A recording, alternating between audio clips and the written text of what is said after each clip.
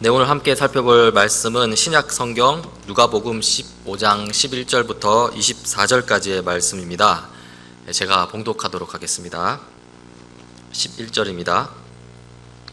또 이르시되 어떤 사람에게 두 아들이 있는데 그 둘째가 아버지에게 말하되 아버지여 재산 중에서 내게 돌아올 분깃을 내게 주소서 하는지라.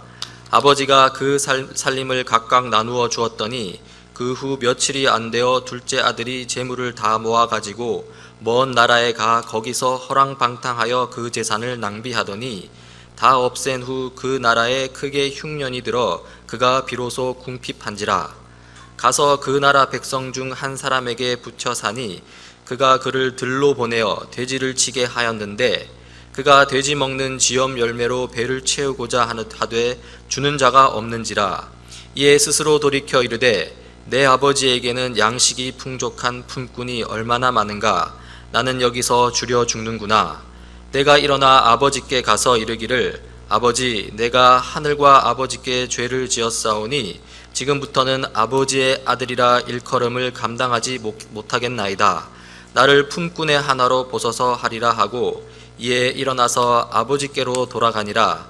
아직도 거리가 먼데 아버지가 그를 보고 측은히 여겨 달려가 목을 안고 입을 맞추니 아들이 이르되 아버지, 내가 하늘과 아버지께 죄를 지었사오니 지금부터는 아버지의 아들이라 일컬음을 감당하지 못하겠나이다 하나 아버지는 종들에게 이르되 제일 좋은 옷을 내어다가 입히고 손에 가락지를 끼우고 발에 신을 신기라. 그리고 살찐 송아지를 끌어다가 잡으라. 우리가 먹고 즐기자. 이 내 아들은 죽었다가 다시 살아났으며 내가 잃었다가 다시 얻었노라 하니 그들이 즐거워하더라. 아멘. 우리가 오늘 마주하는 이 본문은 아주 유명한 이야기입니다. 이 돌아온 탕자 이야기는 우리에게 너무 익숙한 이야기일 수 있습니다. 누가복음 15장에는 세 개의 비유가 등장합니다. 이 세 개의 비유에는 공통점이 있는데요. 세 개의 비유는 잃었다가 다시 찾는 주제가 반복되고 있습니다. 잃었다가 찾는 양, 잃었다가 찾는 동전, 잃었다가 찾는 아들, 이 세 가지 비유가 등장하는 것을 알 수가 있습니다.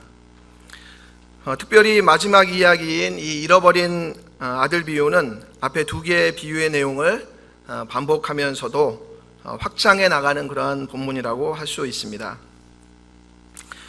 누가복음 15장 1절에서 2절은 이 세 개의 비유의 배경을 설명해 주고 있습니다.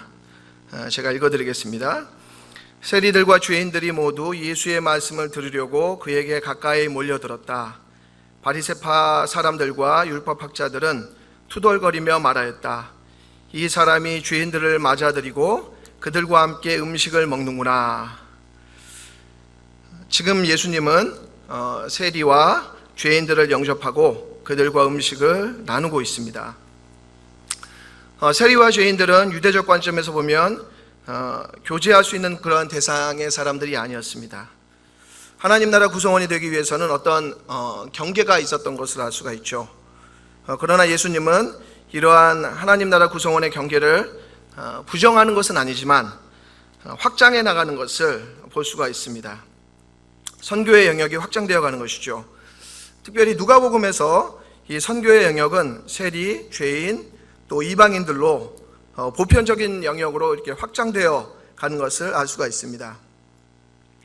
이러한 하나님 나라 확장에 대해 어떤 이들은 몹시 불편해하고 또 불만을 토로하는 그러한 사람들이 있었습니다.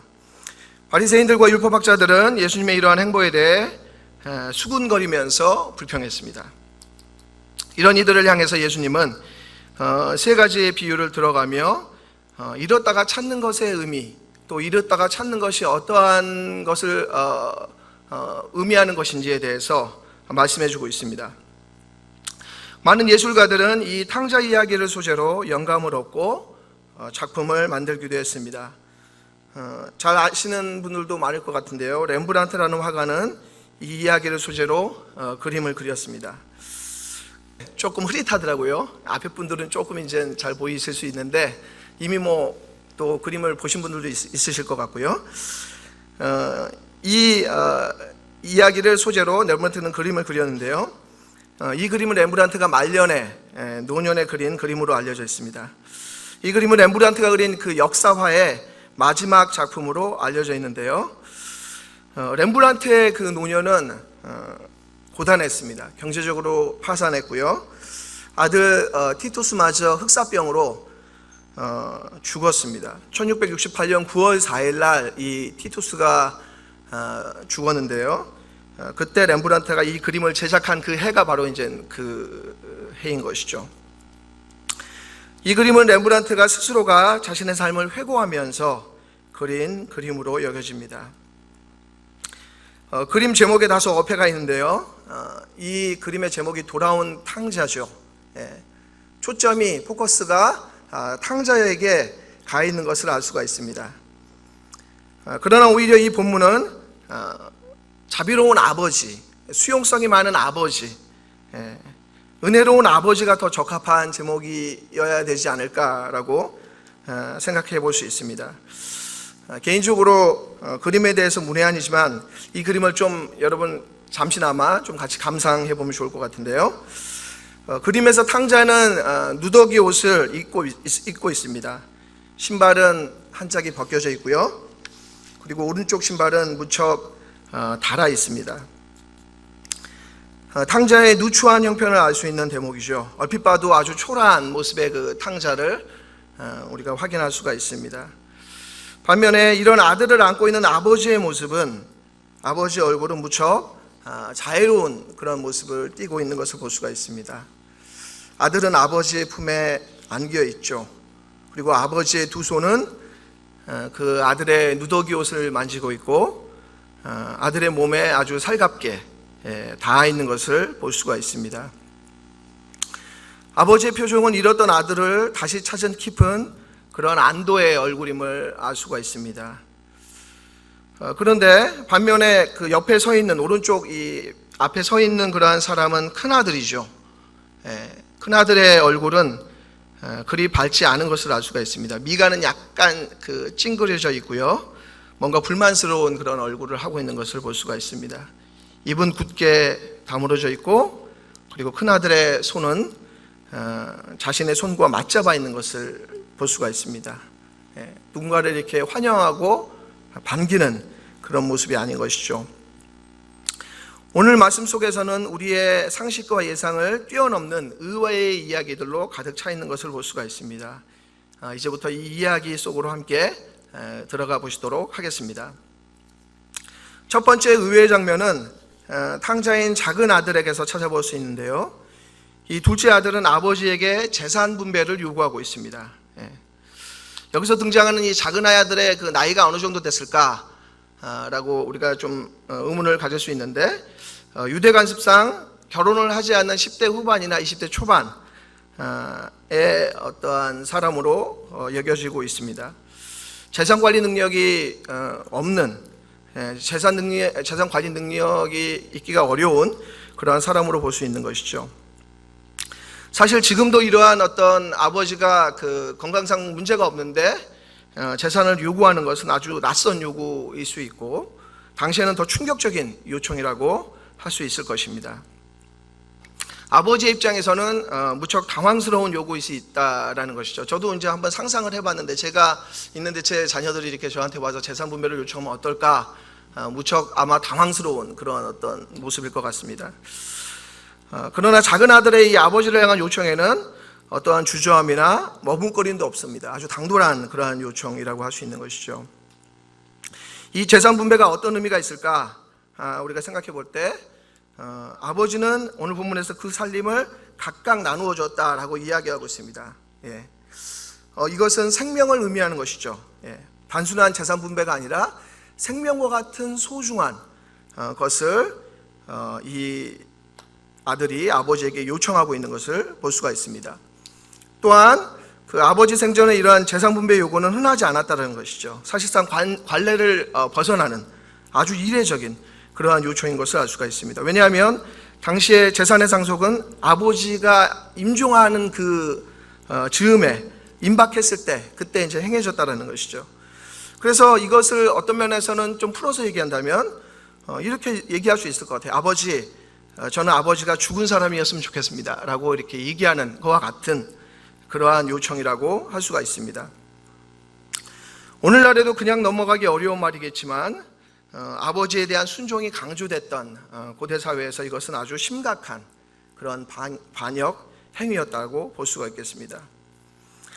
사실 아들은 어떤 면에서는 철없기 때문에 이런 것을 요청할 수 있을지 모르겠지만 더 의외의 장면은 이러한 작은 아들의 무례한 요구만 있는 것이 아니라 우리가 더 공감하기 어려운 모습은 아버지에게서 찾아볼 수가 있습니다. 율법에 따르면 아버지는 이러한 말을 하는 자식, 이러한 어떤 패역한 자식을 때리거나 그보다 더 심한 매질을 하거나 심지어는 죽이기도 할 수 있는 것이 인정되는 그런 사회였다는 것이죠. 일반적으로 사람들은 이렇게 부도덕한 아들을 하고 싶은 대로 내어놓는 그 아버지를 향해서 아주 물러터진 사람, 어리석은 사람이라고 그렇게 생각했을 것입니다. 그리고 듣는 사람 대부분은 이 비유에 나오는 그 아버지에 대해서 잘 공감하지 못하는 그런 모습일 수 있다는 것이죠. 그러나 이 이야기에서 아버지는 다소 무례한 아들의 요청을 수락하고 허용해 주는 것을 볼 수가 있습니다. 이후 아버지를 떠난 둘째 아들의 형편은 다소 상세하게 묘사되어 있습니다. 13절에서 16절까지 나오는데요. 둘째 아들은 먼저 유산으로 받은 재산을 일시에 현금화합니다. 그리고 먼 나라로 떠나서 그 재산을 모두 탕진하여 소비하였습니다. 근데 더 안 좋았던 것은 엎친 데 덮친 격으로 큰 흉년을 맞고 아들이 궁핍하게 되었다는 것이죠. 그는 이제 그 먼 나라 백성 중에 한 사람에게 붙여서 하는 신세가 되었습니다. 여기서 먼 나라라는 것은 이방 나라를 의미하는 것이죠. 그러니까 이방 나라의 종이 되었다는 것입니다. 유대인들이 이방 나라의 종이 되는 것도 불명예스러운데 더 불명예스러운 건 뭐냐면 그가 하는 일에 있습니다. 그는 어떤 일을 했냐면 바로 돼지를 치는 일을 했다는 것이죠. 가장 천한 일을 하게 되었다는 사실입니다. 유대인들에게 있어서 돼지는 부정한 짐승임을 레위기와 신명기를 통해서 우리는 알 수 있습니다. 돼지는 이방성을 상징합니다. 따라서 그들은 돼지고기를 먹지도 않았고요, 돼지를 치는 것조차도 아주 천한 일로 그렇게 여겼습니다. 더 안타까운 상황은 이 아들이 돼지들이 먹는 그런 쥐염 열매로 배를 채우고자 했다는 것이죠. 가장 밑바닥에 극심한 그러한 삶의 상황을 설명해 주고 있습니다. 이 쥐염 열매는 콩과 유사한데요, 열매의 맛은 약간 달다고 합니다. 그리고 주로 가축의 사료로 사용된다고 하죠. 그래서 기근 시에는 가난한 사람들의 식량으로 대용되었다고 합니다. 그런데 이러한 쥐염 열매도 이 작은 아들이 먹고자 했을 때 주는 자가 없었다라고 성경은 이야기하고 있습니다. 사회적으로 소외되어 있는 그러한 작은 아들의 형편을 이야기하고 있는 것이죠. 정말로 최악의 상태에 이르게 된 것입니다. 가장 밑바닥의 삶을 살게 된 것이죠. 돼지와 함께 생활하며 돼지가 먹는 사료로 생계를 이어가는 극도의 열악한 삶을 살아가고 있는 둘째 아들을 볼 수가 있습니다. 이러한 삶을 살아가면서 둘째 아들이 생각한 것은 무엇일까요? 바로 아버지와 함께 했던 삶입니다. 그는 아버지를 떠올렸어요. 너무도 궁핍한 삶은 아버지를 생각나게 했습니다. 사랑의 기억은 잘 지워지지 않습니다. 제가 언제 들었던 이야기인데요, 우리가 인생 가운데서 다양한 고난을 겪게 되는데 그럴 때 부모님과 함께 했던 그런 행복한 시간을 떠올리면서 그 고난을 극복한다고 합니다. 그것을 딛고 일어나면서 그 실패의 순간들, 어려움의 순간들을 극복해 나가는 것이죠. 추억 어린 사랑의 시간이 있을 때 자녀는 자신에 대한 자부심을 갖고 또 시련의 시간을 넘어가는 것을 알 수가 있습니다. 둘째 아들은 극심한 어려움을 대면하면서 결코 지워지지 않는 아버지의 사랑을 소환해내고 있습니다. 그리고 아버지를 찾아가기로 결심하는 것이죠. 17절에 이 둘째 아들은 스스로 돌이켰다라고 말씀하고 있습니다. 여기서 스스로 돌이킨다라는 말씀은 자기에게로 돌아왔다라는 것을 의미합니다. 자기에게로 돌아왔다. 전환이 시작되는 것이죠. 전환은 자기 자신에게로 돌아오는 것으로부터 시작하는 것을 알 수가 있습니다. 그런데 이 돌이킴이라는 이 전환이라는 것이 정말 쉽지 않죠. 때때로 돌이킴의 과정은 아주 처절한 것을 볼 수가 있습니다. 환경의 추락이라든지 명예가 실추되는 그러한 상황 속에서 돌이킴이 일어나는 것을 볼 수가 있습니다. 물론 이러한 놀라운 전환도 하나님의 은혜가 필요한 것이죠. 하나님의 은혜를 통해서 우리는 비로소 자기 자신에게로 돌아올 수 있는 것을 볼 수가 있습니다. 이 둘째 아들은 극심한 추락 이후에 비로소 스스로에게 돌이키게 되었습니다. 이어서 예멘에서 일어나는 변화를 둘째 아들은 18절과 19절에 걸쳐서 고백하고 있죠. 자신의 지금 처지와 아버지 집에 있는 품꾼을 비교하는 것입니다. 품꾼은 일시적인 기간만 고용되는 사람입니다. 날품팔이를 의미하는 것이죠. 따라서 그는 아버지로서도 그리고 거주하는 종으로서도 들어갈 수 없고 다만 일시적인 고용인으로서 자기가 들어가도 아버지 집에 있는 것이 더 행복하겠다라고 고백하고 있는 것입니다. 자신은 지금 줄여 죽겠는데 아버지 집에 갔을 때는 그 품꾼들도 아주 풍족했던 것을 상상하고 있는 것입니다. 아버지는 집에 있는 품꾼들에게도 자비로웠던 그런 아버지셨습니다. 그래서 돌아가서는 아들로서의 지위가 아니라 품꾼의 신분으로서 받아들여 주어도 행복할 것이라고 생각하는 것이죠. 본인의 정체성을 아들로서가 아니라 품꾼으로 지위를 스스로 포기하는 이 작은 아들을 볼 수가 있습니다. 이런 둘째 아들의 내면의 고백은 곧바로 행동으로 이어지는 것을 볼 수가 있습니다. 20절에 일어나서 돌아가니라 라고 말씀하고 있습니다. 돌이킨 이후에 이 작은 아들은 머뭇거리지 않고 행동에 옮깁니다. 일어나서 아버지께로 돌아가는 것이죠. 그런 의미에서 회개라는 것은 마음을 돌이키는 것에서 끝나는 것이 아니라 행함으로 옮기는 것임을 알 수가 있습니다. 잘못했구나 후회하면서 쥐염염미를 계속 먹는 것이 아니라 아버지께 나아가 그분을 만나는 것이 진정한 회개라는 것이죠. 우리의 상식과 관례를 깨는 놀라운 장면은 또다시 일어나고 있습니다. 그것은 아버지의 환대에서 볼 수가 있습니다. 오늘날도 그렇지만 예수님의 시대에 유산 상속을 요구하고 그것을 하루아침에 탕진한 그 아들을 향해서 그를 때리거나 내쫓는 것이 아마 일반적인 상식이었을 것입니다. 보통 아버지들은 그렇게 행동했을 것이에요. 그러나 비유에 등장하는 아버지는 우리의 예상을 깨고 있습니다. 20절에 나오는 동사들을 천천히 살펴보면 아버지가 아들을 어떻게 대했는지 알 수가 있습니다. 그는 아직도 멀리 있는 아들을 보았습니다. 초라한 모습을 보고 외형적으로 많이 변해 있는 그 사람을 보면서 그가 내 아들이구나 라는 것을 알아볼 정도로 이 아버지는 그 아들을 기다리고 있었다는 것이죠. 그리고 그 아들을 보고 들었던 첫 마음은 측은함이었습니다. 자비의 마음이죠. 초라하게 변한 아들을 보면서 그는 측은히 여겼습니다. 그리고 아버지는 달려갔죠. 그리고 포옹했고 입을 맞췄습니다. 마음에서부터 행동으로 이르기까지 아들을 향한 깊은 애정을 볼 수가 있습니다. 여기서 아버지는 그 아들을 판단하거나 비난하는 일체의 모습을 찾아볼 수 없습니다. 측은히 여겼고 달려갔고 포옹했고 입을 맞췄습니다. 당시에 달려가는 것은 나이든 유대 남자의 위엄을 손상시키는 그러한 일이었습니다. 노예나 종들이나 달려갔던 것이죠.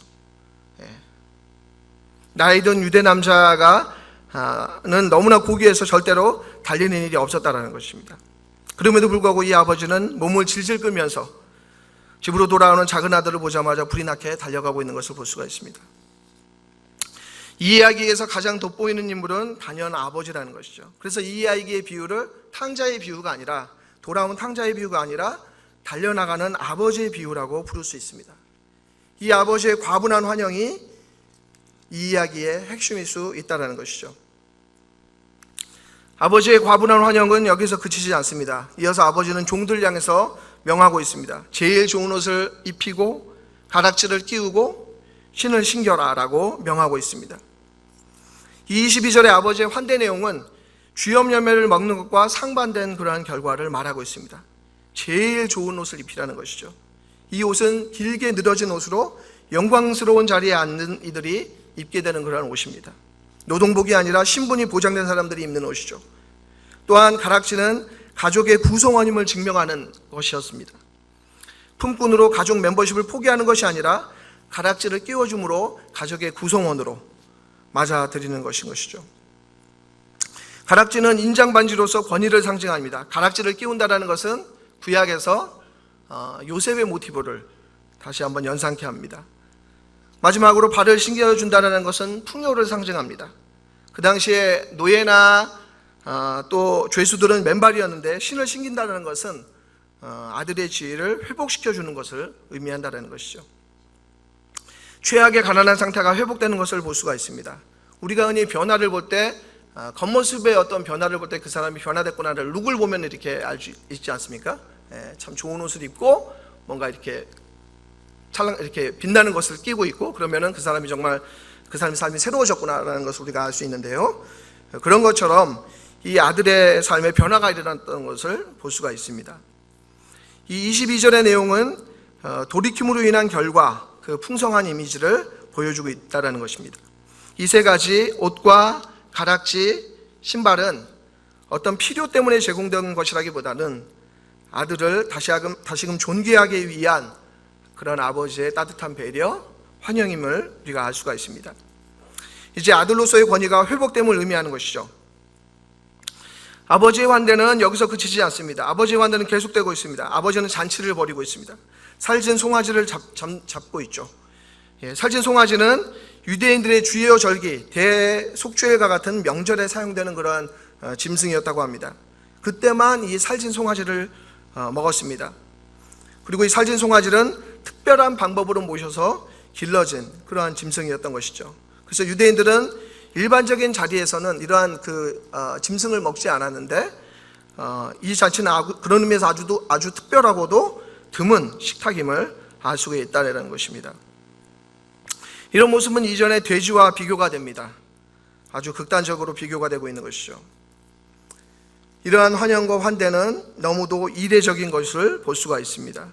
더구나 둘째 아들의 이전의 그러한 행실을 본다면 이러한 잔치는 아주 파격적인 그런 것임을 알 수가 있습니다.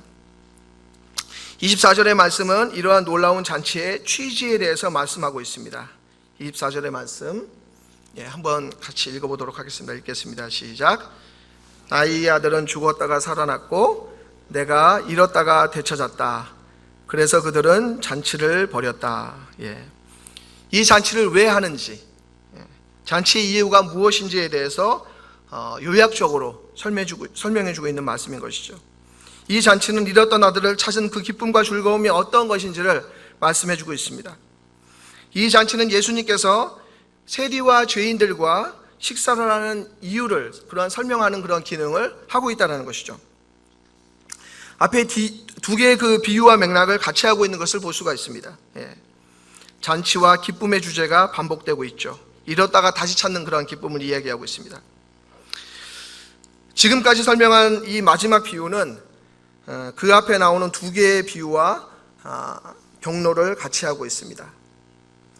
잃었다가 찾은 자의 기쁨과 즐거움을 설명하고 있는 것이죠. 그리고 그로 인해서 잔치가 벌어집니다. 이 세 비유 시리즈는 모두 이 흐름을 따르고 있습니다.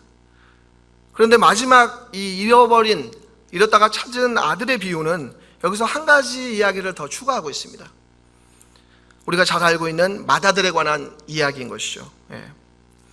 어쩌면 이어지는 15장 25에서 34절에 등장하는 큰아들과 관련된 이야기는 이 잃어버렸다가 찾는 이 시리즈의 가장 중요한 문제를 다룬다고 할 수 있습니다. 그것은 마지막 비유에 나오는 큰형이 바로 배경에서 설명했던 예수님을 비난하는 바리새인들과 또 율법학자들을 가리키기 때문입니다. 큰형은 어쩌면 아버지와 아들 사이에서 화해자 역할을 해야 했을 것입니다. 떠났던 동생을 따뜻하게 맞아야 할 형을 우리는 상상할 수가 있다는 것이죠. 그러나 큰형의 반응은 그렇지 않았습니다. 돌아온 동생을 향한 환대에 대해서 큰형은 오히려 화가 났습니다. 화가 너무나 났습니다. 화가 너무나 나서 이 형은 집에 들어가려고도 하지 않았습니다. 아이러니한 것은 공간적으로 동생은 집 안에 있지만 형은 집 밖에 있는 것을 볼 수가 있습니다. 이토록 형을 더 화나게 한 것은 성대한 잔치에 있었습니다. 잘 납득이 되지 않았습니다. 유산을 받아서 재산을 다 탕진하고 사고치고 허랑방탕한 삶을 살아온 그 아들에 대해 이러한 잔치를 한다는 것은 큰형의 입장에서는, 큰형이 가지고 있는 어떤 사고 속에서는 잘 납득이 되지 않는 그러한 일이었습니다. 그리고 그동안 고생하고 수고했던 자신과 이 동생을 비교하고 있는 것을 볼 수가 있어요. 동생을 위해서는 살찐 송아지를 잡았는데 자신을 향해서는 염소 새끼도 잡지 않았다고 말합니다. 염소 새끼는 살찐 송아지에 비해서는 너무나 값싼 그런 음식에 속하는 것이죠. 그래서 형은 아버지를 향해서 말합니다. 29절에 내가 여러 해 동안 아버지를 섬겨 명을 어김이 없거늘 이라고 말씀하고 있습니다. 내가 여러 해 동안 아버지를 섬겨 명을 어김이 없거늘, 약간 억울함이 묻어나오는 그러한 말인 것입니다. 내가 이렇게 열심히 아버지를 향해서는 충성과 섬김을 다했는데 나를 향해서는 이러한 살찐 송아지를 한 번도 이러한 잔치를 벌이지 않았다는 것이죠. 형은 지금 아버지가 공정하지 않고 공평하지 않다라고 이야기하고 있습니다. 형은 지금 아버지를 향해서 공평과 정의를 주장하고 있습니다.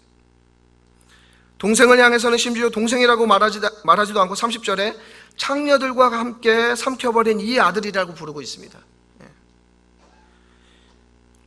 형에게는 동생을 향한 긍휼이나 자비를 찾아볼 수 없습니다. 철저히 인과응보에 따라 이해관계 속에서 동생을 바라보고 있다는 것이죠. 이것은 바리새인과 율법학자들이 세리와 죄인들을 향해서 바라보는 모습과 일치하는 것을 알 수가 있습니다.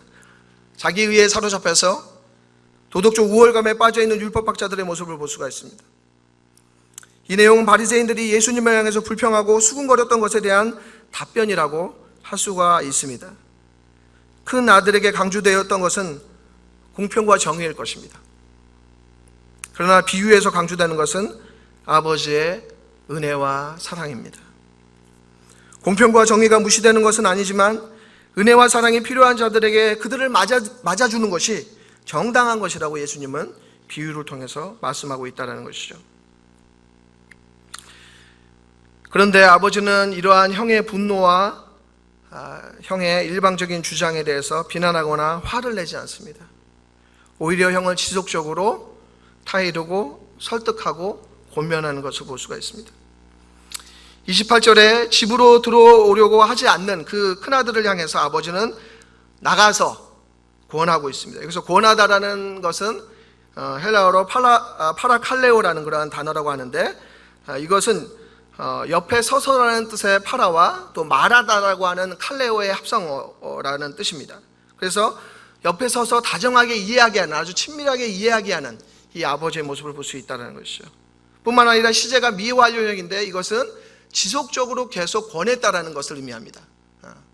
한 번만 그냥 얘기하고 끝인 것이 아니라 이 화나 있는, 격앙되어 있는 큰아들을 향해서 아버지가 지속적으로 아들을 설득해내고 설명하고 이야기하고 있다는 것이죠.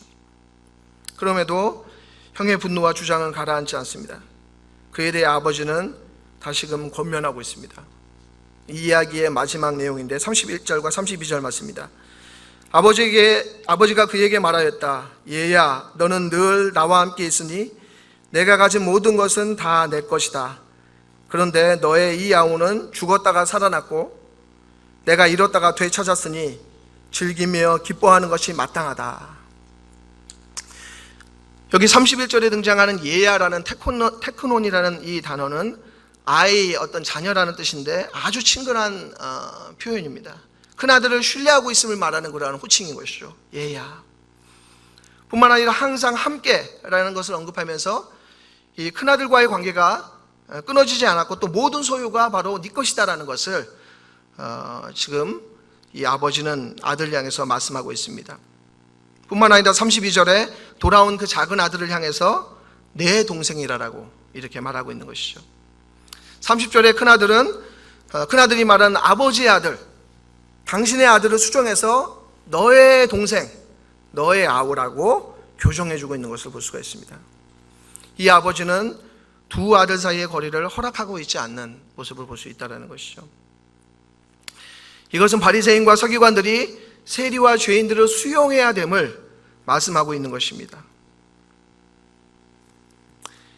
오늘 본문에서 이 이야기는 이렇게 열린 결말로 마무리되고 있는 것을 볼 수가 있습니다. 미완성으로 끝나고 있는 것이죠. 이후에 큰형이 어떻게 반응했는지, 두 아들이 화해를 했는지, 그들의 관계가 어떻게 정리가 됐는지에 대해서 설명하지 않고 있습니다. 이러한 결말은 바리새인과 서기관들에게 어떤 반응을 요구하고 있는 것이죠. 더 나아가서 이 말씀을 읽는 우리에게 어떠한 반응과 행동을 할 것을 요청하고 있는 것입니다. 이 이야기는 우리에게 다양한 교훈과 적용점을 던져주고 있는 그러한 말씀입니다. 이 말씀을 통해서 우리가 여러 가지 어떠한 그 시사점을 얻을 수 있는데, 저는 이 말씀을 통해서 두 가지의 적용점을 함께 나누고자 합니다. 첫 번째로는 우리는 이 이야기를 통해서 우리가 믿는 하나님이 어떤 분이신가, 그것을 알 필요가 있다는 것이죠. 우리가 믿는 그 하나님은 달려나가는 아버지라는 것입니다. 그분은 우리의 상상을 뛰어넘는 은혜와 자비의 아버지라는 것이죠. 제가 몇 주 전에 청년들과 나눔을 하면서 하나님에 대한 이미지에 대해서 이야기를 한 적이 있습니다. 하나님이 어떻게 다가오는가 하고 이제 제가 몇몇 청년들한테 물었는데요. 그런 질문에 대해서 이제 그 청년들이 이렇게 답변하기로 답정너라는 얘기를 하더라고요. 최근 좀 지났죠, 그죠? 많이 이렇게 회자된 그런 용어인데, 답은 정해져 있고 너는 대답만 하면 돼. 그러니까 이제 변하지 않는다는 것이죠. 별로 기대감이 없는 그런 것을 볼 수가 있습니다. 또는 보고서를 제출해야 되는 그런 존재, 마치 상사와 같은 그런 분으로서 아버지에 대한, 하나님에 대한 그 이미지가 있다는 것입니다. 그러니까 하나님을 생각할 때 뭔가 경직되어 있고 어려운 분이라는 것을 알 수가 있습니다. 친밀하고 따뜻함과는 거리가 있는 그러한 대상으로 하나님을 생각하고 있다는 것이죠.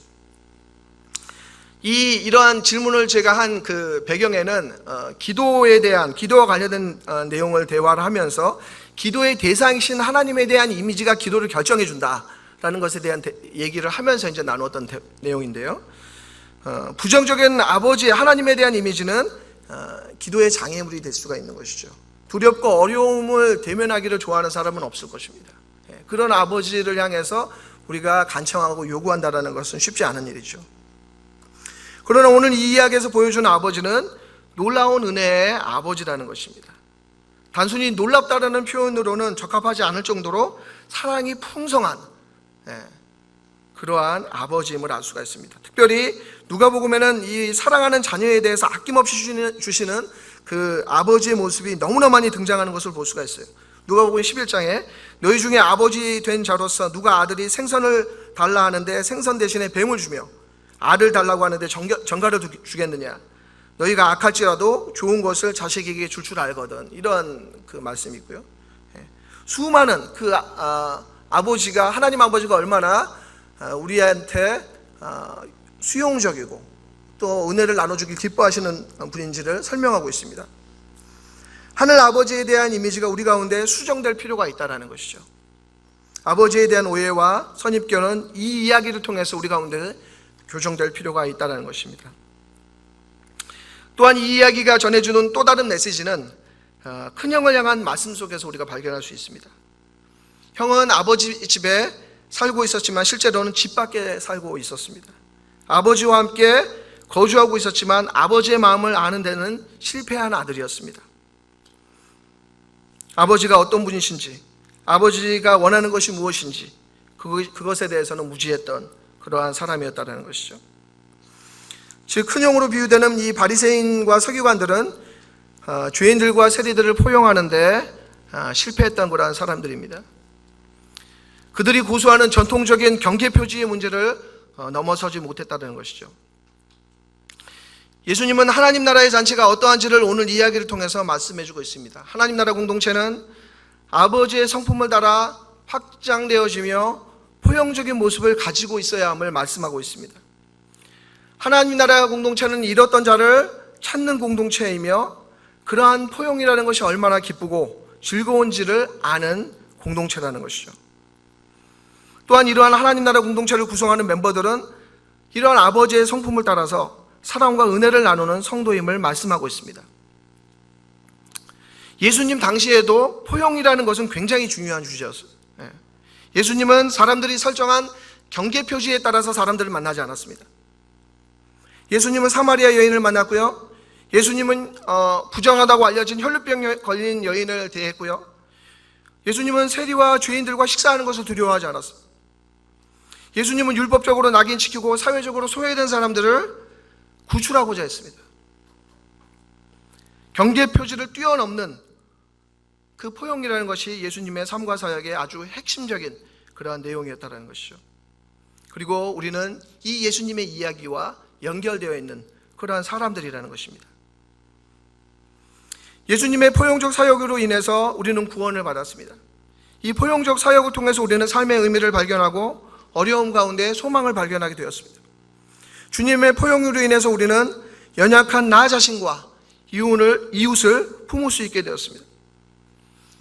그러나 오늘날 우리가 살아가고 있는 시대는 여러 가지 이유로 서로를 분리하고 차별하고 배제하는 일들을 합니다.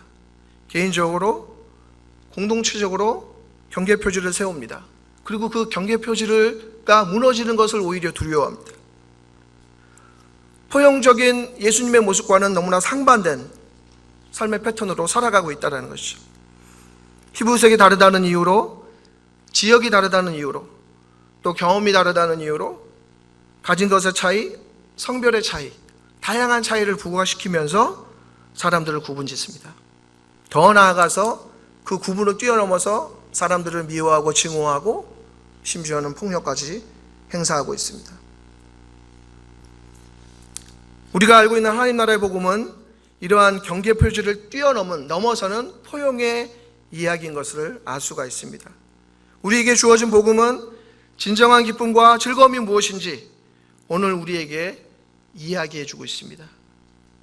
이 좋은 이야기에 우리가 계속 머물러 있기를 원합니다. 이 좋은 이야기를 통해서 우리가 주님을 닮아가고 하나님의 아버지의 성품으로 그리고 주께서 원하시는 삶을 살아가는 저와 여러분들 되길 소망합니다.